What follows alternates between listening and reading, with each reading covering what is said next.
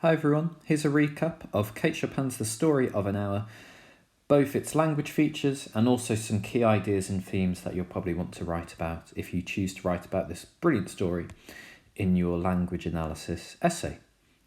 Okay, so I'm just going to start off by talking about a couple of verbs that Chopin uses.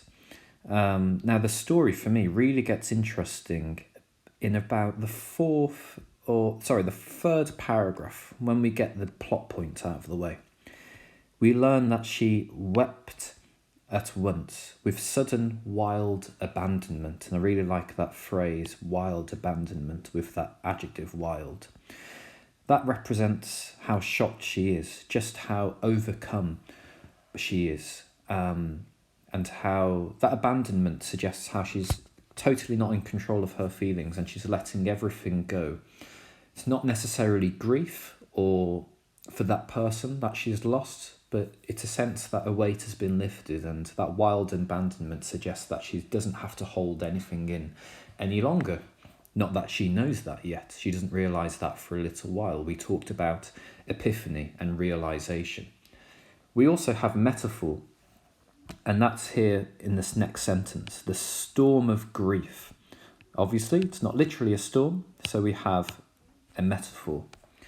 And the storm suggests how this grief that overtook her was really chaotic, and it made her feel completely disjointed, and it made her feel completely overwhelmed by everything that was going on. It was a storm. And the storm eventually fades, and she sits in the window, or by the window in this chair. She sinks, and we have this sense of exhaustion. She's tired, she's fatigued by this relationship that she's been in. Now here we have the writer using pathetic fallacy here. I'll just write that up here for you.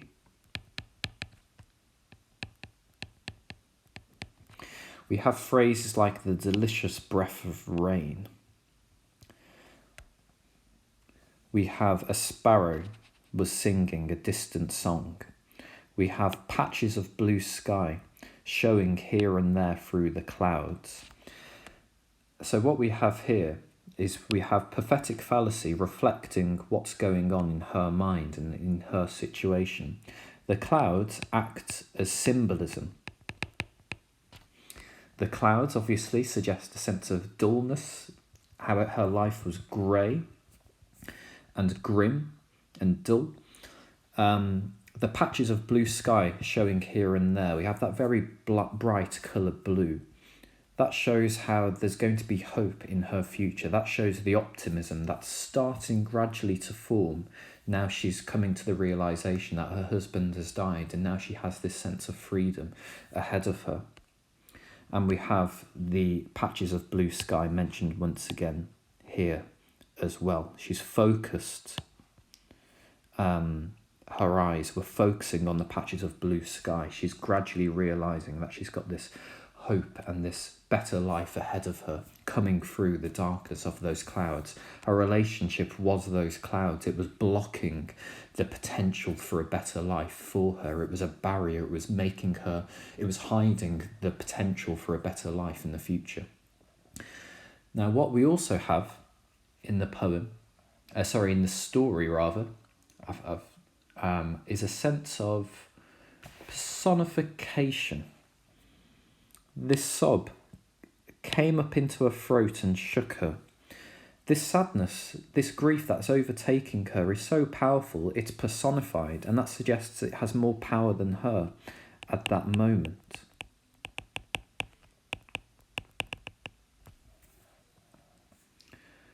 The next point I want to talk about is sensory description. We have that here, but she felt it creeping out of the sky, reaching towards her through the sound, the sense, the colour that filled the air.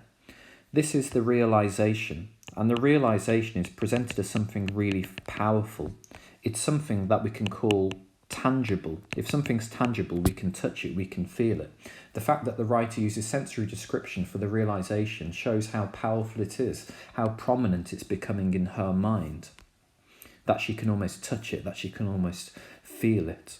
What we have here is an asyndetic list, the sound, the sense, the colour. So we have an asyndetic list, a list without conjunctions in between it. And that creates a sense of pace, the sound, the sense, the colour. It suggests how she's gradually starting to become aware of all these wonderful things around her, and she's gradually realising them at a quicker pace. She's very keen to start appreciating these things around her, and they're becoming much more apparent to her very quickly. Now this realisation is going to arrive. And we have some very important adjectives in this story. We have the little whispered word. Whispered suggests that she's almost too scared to say out loud her true feelings, almost as if her relationship, she's been scared to share her true thoughts and feelings. She's been that oppressed, and she has become, therefore, repressed. It escaped. It was almost like this realisation wasn't allowed to come out. It had escaped. We have that sense of imprisonment hinted at us through the word escaped. Then we have the repetition here of free, free, free. There, we can say she repeats that word because she can't quite believe it, because of her excitement that's coming through. She can't quite believe that she is now free and liberated. We have some more important verbs down here. She opened and spread her arms. You can describe the description of the physicality, the description of her body, her actions, how she opened and spread her arms. Those verbs symbolise and reflect how she's ready to embrace the opportunities that are ahead of her here. And then moving on, we have a few more points to mention here. What stands out to me first of all is this exclamation here. And yet she had loved him, pause, sometimes. That's a pause almost of reflection. She's asking herself, well, did she really love him? She didn't have to, he's dead. She doesn't have to admit whether she did or didn't. She can be honest, finally. Often she had not. What did it matter? That exclamation is her shouting out almost in amazement that she's free and excitement. It doesn't matter whether she loved him or not because he's gone anyway. We have another exclamation here, free, body and soul free. That exclamation gives a sense of excitement and almost disbelief. That word that keeps being repeated is free. She's excited most of all due to her liberation. And of course she keeps on whispering it, yet she doesn't want to, she's not so confident that she's ready to shout it out yet. That's the impact of her oppression, of this oppressive relationship. We see, to move on to structure, this very short sentence here, we see how she's gone from being this timid, doubtful person to being very bold and confident. Go away. That's heightened through the very short sentence. She's very specific. She's very adamant about what she wants. Furthermore, that is an imperative. That demonstrates how she's now taking charge of her life and she's not answering to anybody else. And then we have this metaphor here of the elixir of life. She was drinking in a very elixir of life. That suggests how she was taking life very purely. She was really savouring it. She wasn't taking it for granted anymore. She was taking as much of it in as she could. We have a simile here, like a goddess.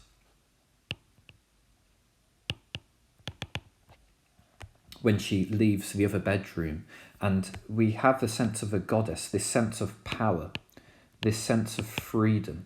She's almost gliding across the floor due to her happiness. So that's a really good simile to get across just how she's feeling in this moment. And then the story ends in that shocking way with this pause here through the dashes of the joy that kills. We have that oxymoronic idea that the joy has ultimately killed her here. Her husband re-enters and she has the realization that he's not dead, and very suddenly she dies. And this, of course, is a misunderstanding. people would ordinarily understand that a husband returning would make someone happy. The joy has shocked her and killed her, they assumed. However, we know that it is the horrible shock of her husband returning that has ultimately killed her. Okay, and then just some key words for you to base your topic sentences around. I'll write them over here for you. So we have a sense of awakening. She has been almost asleep. She has been isolated. She has been cut off. She's been scared to live her true life. And her husband's death awakens this excitement for life. She has been living a very repressed life. She's almost tired. We had that idea when she sinks down into the chair with physical exhaustion. She's fatigued. She's tired of life due to her oppression, due to the way that she has been oppressed in her relationship. We also get the sense that she's almost defeated. She has no energy left. She's very tired. She's living a life, but she's not really taking advantage of it. But then we have a sense of freedom appear in the poem. We have a sense of liberation shown. We have a sense of hope. We have a sense of optimism shown through the prophetic fallacy.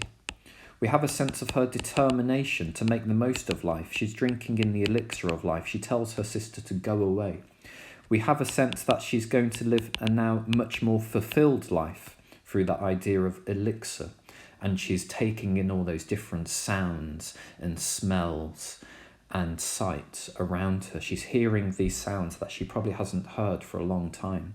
She's now going to be much more independent. She's going to also be much more defiant, as we see there. She's a goddess. We get this excitement for life.